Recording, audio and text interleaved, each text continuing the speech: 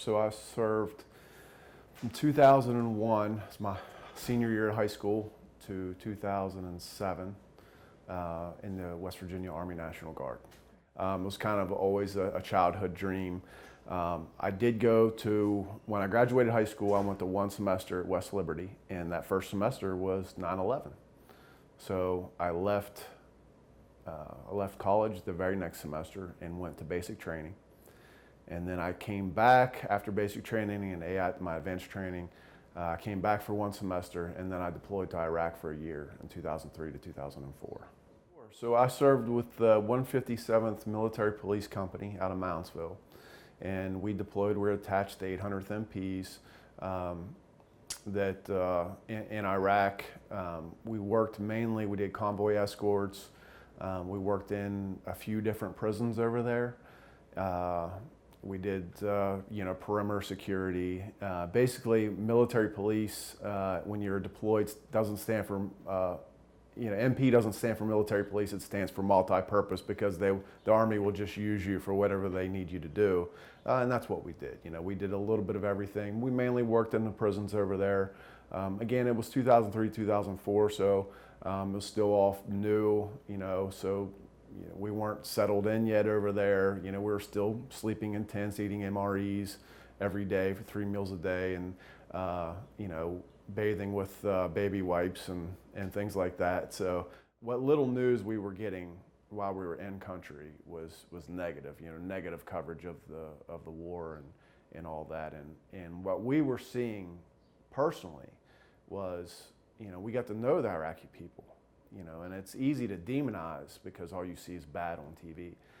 But when you got to actually know them, to talk to them and meet their families, and they were just normal people trying to get by in the world, and they suffered under an evil, evil man for a long time.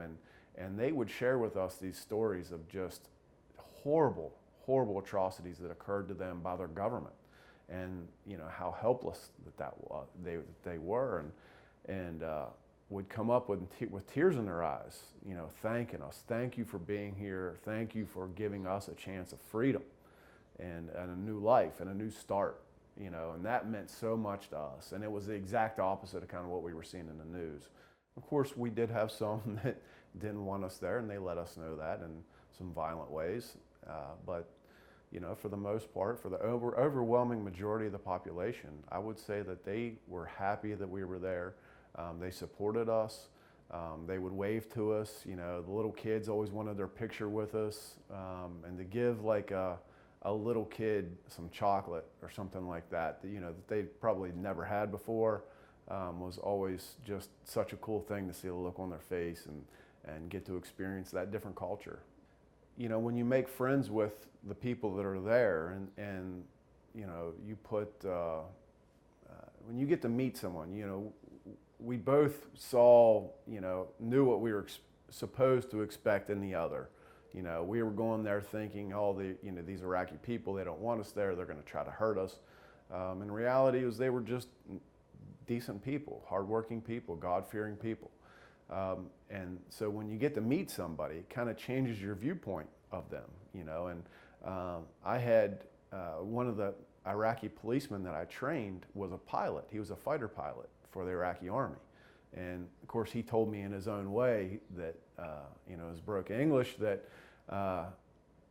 before he even got a chance, we blew up his plane before he even got a chance to take off in it. And here he was at one point willing to kill Americans, now is working side by side with me every day, and he and I ended up becoming good friends, and it would just change your perspective of who they're supposed to be. And this is an actual human being, and they have a family, and the things that they care about as well. So, and establishing that rapport with the locals was very important, because they would share with us information. If there's someone looking to hurt us or cause trouble, they were much more willing to come and say, hey, we got this going on, we think you guys should know about it, and it made us much safer.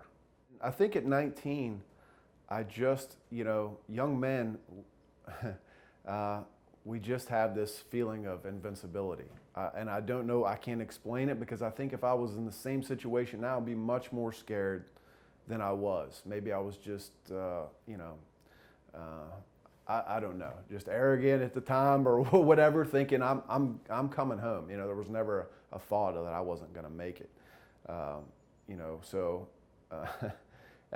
being scared, yes, absolutely. Anybody that says that they were in a combat zone and they weren't scared the first time shots came over your head, or they're shooting mortars at us in the middle of the night or something like that, you're afraid. You're afraid, and it puts you into that fight or flight mode for sure. I remember a particular night.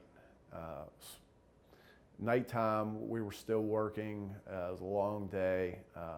We ended up getting into a skirmish with some of the in the jail, or in the prison, Iraqi prison, and when it was over, I'm standing there under like the floodlight, and I have blood on me, and I remember thinking, a year ago tonight I was at the prom, so I was at the prom and just completely oblivious to this part of the world, or the fact that this level of violence exists. I was a kid, again, just enjoying being alive and free in this country, and that year changed my life forever, how I view violence and people. So we still did our trainings 1 week a month, 2 weeks a year for the most part. And we would get deployed stateside periodically, mainly for floods. We just hit with the big flood. They would deploy the National Guard. We'd come out. We'd ride around with the state police, or Wheeling PD, or wherever they needed us to go and help out, stand guard at different places. And that was always very fulfilling, helping our local communities. And that's the beauty of the National Guard, is we can come out and we get to help in our own communities, our own counties right here in West Virginia. My service, it brought my family together and created a sense of pride, mainly with my mom. My mom became she was like the point of contact for the families back here. She's passed away now, but she became such an instrumental role in our time over there, and the go-between between us and the families, because again, phone calls, they weren't every day. They might be, we were in theater for a long time before we actually got the call home from these satellite phones, and it was General Tackett, who was the commander, or the general for adjutant general for West Virginia. When my mom passed away, he came to our funeral. He flew up here in his helicopter and came to our funeral, because she became that central role, and he knew how important she was, and it meant a lot to him. And it meant, of course, that means a lot to me that I'm out of the Guard now years later, and my mom passes away, and the general of West Virginia flies up here just to pay his respect.